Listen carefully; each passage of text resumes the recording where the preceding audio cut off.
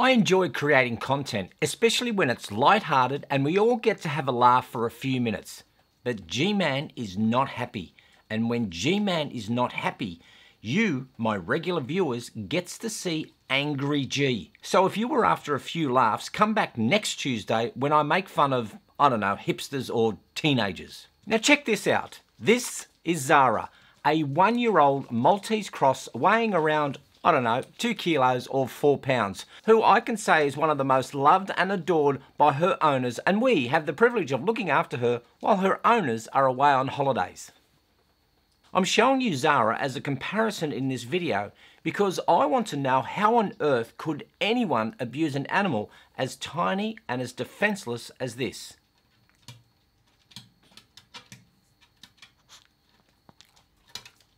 It takes one hell of a human being to be psychologically messed up. The scumbag I'm going to show you does not realise the importance of proper use and maintenance of her animals. I was led to believe that human beings are the highest form of living things on earth, and we are responsible in caring for all animals. In May 2017, inspectors seized 23 Pomeranians, more than 20 chickens and 4 German Shepherds from the property at Baruta, north of Port Pirie in South Australia. Their owner, Pomeranian breeder Dora Ryan, 53, was charged with 28 counts of ill-treating an animal and 1 count of hindering or obstructing an inspector. She is awaiting trial on those charges in Adelaide's Magistrates Court and also launched a civil proceeding against the R.S.P.C.A. seeking the return of her dogs. But in a surprise move, the R.S.P.C.A. agreed to return 19 of the dogs to Ms. Ryan as the group did not have lawful authority to retain the animals any longer. I thought the R.S.P.C.A. was the Royal Society for the Prevention of Cruelty to Animals. Is it just me, or have the R.S.P.C.A. just become a useless body? Or have they just lost their way? This is your job, and while thousands of people like us donate to you, let me just remind you, your role is to protect animals from cruelty and not hand them back to the abuser. Seriously, if you need help in managing your mission statement or vision, I am happy to help you, and so will many of my 81 subscribers. The R.S.P.C.A. is a toothless tiger.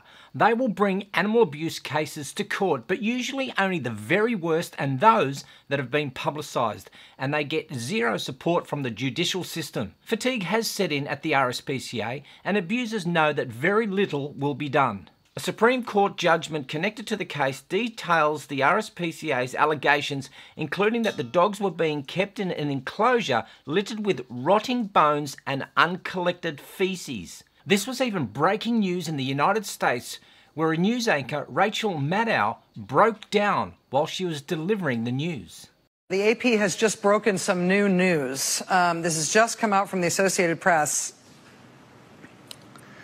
Oh, hold on.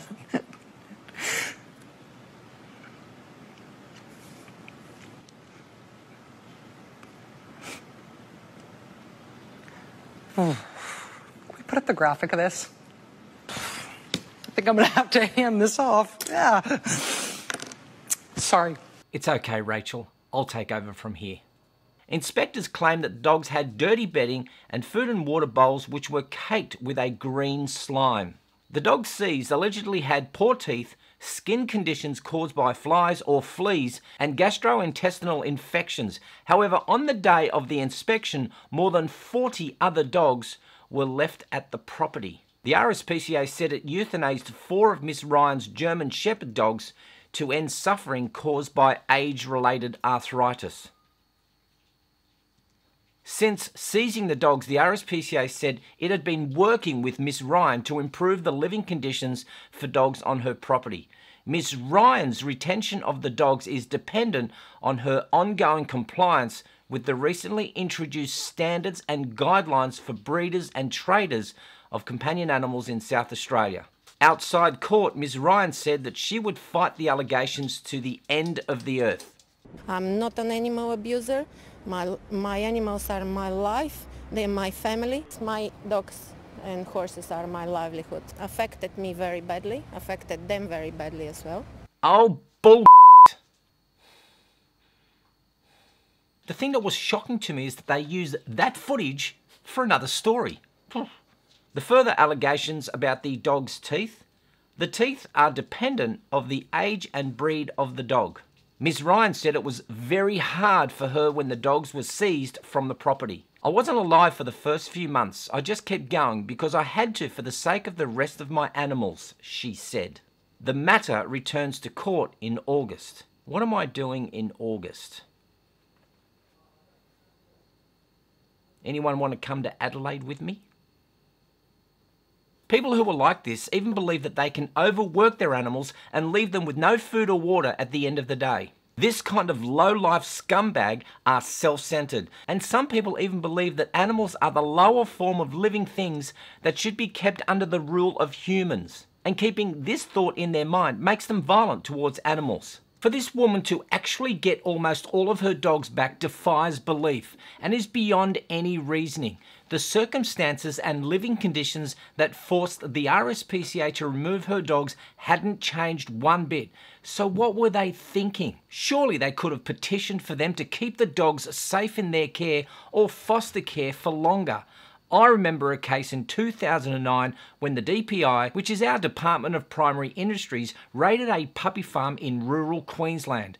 At the time they seized approximately 248 dogs and breeding bitches, many of whom were due to whelp. When the puppies were all born, it pushed the total of seized animals up somewhere near 600. How do I know this? Because we fostered 4 puppies for them. The case dragged on for a long time with the woman fighting to keep the dogs. The puppies that we fostered were eventually rehomed. Thanks John and Abby, and John and Simmy. That rural property was in a filthy, squalid condition and certainly no place for any animal. Animals don't generally live in filth, not even pigs. They hate living among their own waste, and forcing them to live like that creates behavioural problems for them. It's not your right to own a dog, it's a privilege and one that many squander. In a disposable world filled with drama, it's easy to forget the vulnerable and weaker animals that have no voice. Fighting, racing, puppy farms are all examples of human arrogance and a callous disregard for life. After all, if one dies, you can just get another, can't you? People are willing to pay thousands for a mixed breed dog. They are often called designer dogs. Remember, we used to call them mongrels, and criminally clever people breed dogs to meet the needs created by things such as toilet paper commercial. Remember Rolly? If you're on the lookout for comfort, all you have to do is follow Rolly, because when it comes to softness, he always feels at home with Purex. Purex toilet tissue, it's strong on softness. What a cushy job. The Shar-Pei breed, that beautiful dog, but totally inappropriate for novice dog owners. Or even dogs made popular in movies such as Otis, the pug in Milo and Otis, Beethoven, the Saint Bernard, Marley the Labrador in Marley and Me. The Huskies in the movie 8 Below spawned a resurgence in popularity for a breed mostly unsuited to being a single dog in a lonely backyard. Then there is the issue with teacup breeding. You know who I'm talking about, the French hotel. Making dogs so tiny that they fit in a handbag. Do people realise that these dogs have a beating heart? They're not an accessory for f***'s sake. All I'm saying is that we should think. I mean really think before getting a dog. The only reason puppy farms flourish is because people make impulse decisions about buying a puppy without thinking it through. Puppy farms meet a need. If that need was severely reduced, they wouldn't exist. And if you get the time, check out Oscar's Law. I'll leave the link in the description below. I'm a huge supporter of the belief that dogs should not be sold through pet shops or at markets. Provenance of reputable breeding should be the uppermost in your mind when looking to buy a puppy. If the puppies are dumped in a market or they are being sold from the boot of a car and you can't see where they were born, chances are it was a puppy farm. The hard part is saying no, and of course if you buy that puppy from the boot of a car, you've at least saved one. And herein lies the problem, a terrible problem. But we need to put people like Dora out of business. For good.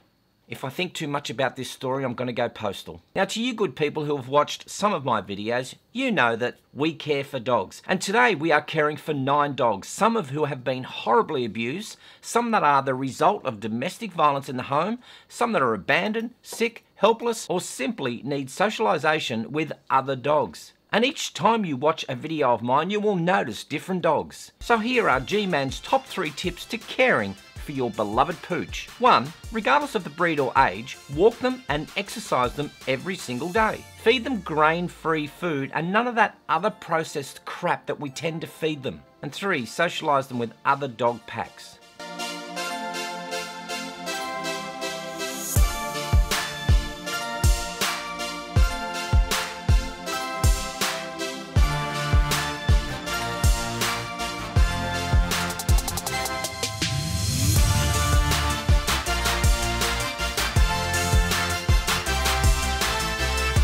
Now, if you haven't subscribed to my YouTube channel, why not? Sit, stay, tap that subscribe button and hit that bell icon. Now go away and give your partner a well-deserved treat. I'm Angry G-Man for The Point TV.